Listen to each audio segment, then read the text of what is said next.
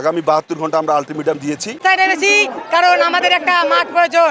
আমাদের যখন স্কুল ছুটি দেয় তখন আমাদের বিকেল বেলায় খেলার প্রয়োজন। বিকেলে এখানে কোনো মাঠ নেই, তাই আমাদের দূরে যেতে হয়। সেই কারণে আমরা মাঠেও যেতে পারি না।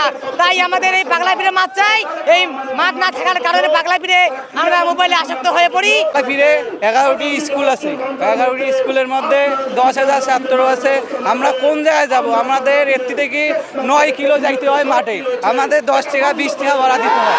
আমাদের সরকারের কাছে একটাই দাবি, আমরা একটা মাঠ চাই, মাঠে আমরা খেলা খেলাবো। আজকে এই মানববন্ধন পাগলাপিড়ে দীর্ঘ 24 বছর থেকে আমাদের পূর্বপুরুষরা আন্দোলন করে গেছে একটি মাঠের জন্য। এই মাঠ আমাদের অধিকার। এই মাঠ দীর্ঘ 24 বছর ধরে বরাদ্দ আসে, কিন্তু আমাদের বরাদ্দ দেওয়া হয় না, আমাদের বঞ্চিত করা হয়, বারবার আমাদের বঞ্চিত করা হয়। আমরা যখন আমি যখন ক্লাস 6-এ ভর্তি হই পাগলাপিড়ে স্কুল অ্যান্ড কলেজে, তখন থেকে আমরা একটি মাঠের খোঁজে আমরা খেলাধুলার জন্য যখন আমাদের টিফিন টাইম হয় তখন আমরা মাঠ খুঁজে পাই না। আমাদের কোনো নির্দিষ্ট মাঠ ছিল না পাগলাপিড়ে। আমরা যেতাম অন্য অন্য মাঠে খেলতে, তাদের গিয়ে জবাবদিহিতা করতে হইতো যে আমরা কেন এসেছি, কি করতে এসেছি এবং কেন এইখানে কখন খেলতে পারবো।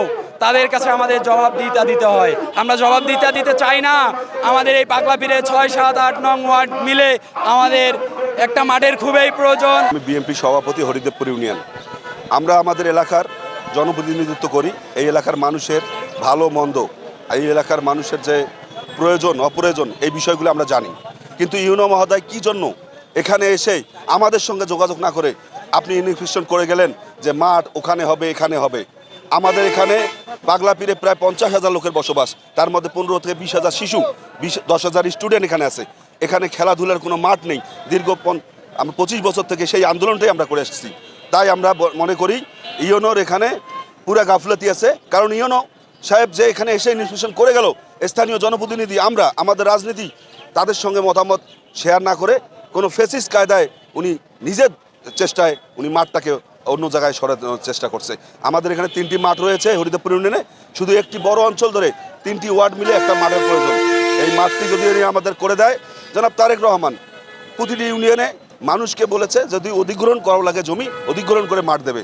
তাই আমি মনে করি এখানে তারেক রহমানকে ছোট করার জন্য এবং ক্রীড়ামন্ত্রী আমিনুরকে ছোট করার জন্য একটা ফেসিস কায়দায় একটা বিভিন্নভাবে একটা ষড়যন্ত্রের পায়তারা দেখছি। তাই আমি আহ্বান জানাবো, জনাব মাননীয় ক্রীড়ামন্ত্রী আমিনুল হক, আপনি সরজমিনে আসুন, এসে আপনি জাস্টিফাই করে দেখুন এই এলাকার মানুষের চাওয়া আকাঙ্ক্ষা কী। তাই আমরা চাই আগামী 72 ঘন্টা আমরা আলটিমেটাম দিয়েছি। ডিসি মহোদয়, ইউনো মহোদয় বিষয়টাকে তদারকি করবেন এবং যদি তদারকি না করেন তাহলে আমরা ক্রীড়া মন্ত্রণালয়ে যাব, ক্রীড়ামন্ত্রীর কাছে যাব, আমরা প্রধানমন্ত্রী তারেক রহমানের কাছে যাব, গিয়ে আমরা এই মাঠের ব্যাপারে ফায়সালা নেব। আমাদের পাগলাপিড়ের একটি দীর্ঘ দাবি, একটি মাঠ 2002 সাল থেকে এই দাবিটা চলে। তো তারপর আমাদের একটি মাঠ ছিল 56 শতক জমিতে, এটা নামাহাটে দেওয়া হয়েছে। এখানে বাণিজ্যিক হিসেবে দোকান চালাচ্ছে স্কুল কর্তৃপক্ষ। তো ওইটাতে আর সুযোগ নাই, আর ওই এত ছোট জমিতে মাঠও হয় না। তো আমাদের পার্শ্ববর্তী এলাকায় একটি খাস জমি রয়েছে, কথিত আছে ওখানে 14 একর জমি রয়েছে। তো একটি নতুন মাঠের যে প্রজ্ঞাপন যুব ক্রীড়া মন্ত্রণালয় থেকে দিয়েছে, তো সেই নতুন মাঠকে ইউনো এসিল্যান্ড সহ আমাদের তহসিলদার অফিস থেকে এই জায়গাটি দেখানো হয়েছে। তো এই জায়গাটি চয়েস করা হয়নি। ঠিক কী কারণে চয়েস করা হয়নি আমরা জানি না, আমরা জানতেও চাই না। আমরা একটি মাঠ চাই। আমাদের ষড়যন্ত্র করে, আমাদের ঠগিয়ে দীর্ঘ 24 বছর থেকে আমাদের অবহেলা করে আমাদের মাঠ থেকে বঞ্চিত করা হয়েছে। এখন যদি সরকার সারা দেশে মাঠ করার উদ্যোগ গ্রহণ করলো, তো এখনও এই মাঠটি ষড়যন্ত্র করে এই মাঠের যে বরাদ্দ সম্ভবত 38 লক্ষ টাকা, এটা অন্য জায়গায় নিয়ে যাওয়া হচ্ছে। তো আমরা এই ষড়যন্ত্রের বিরুদ্ধে দাঁড়িয়েছি। আমরা শুধু একটি মাঠের জন্য দাঁড়িয়ে নেই, আমরা একটি ষড়যন্ত্রের বিরুদ্ধে দাঁড়িয়েছি।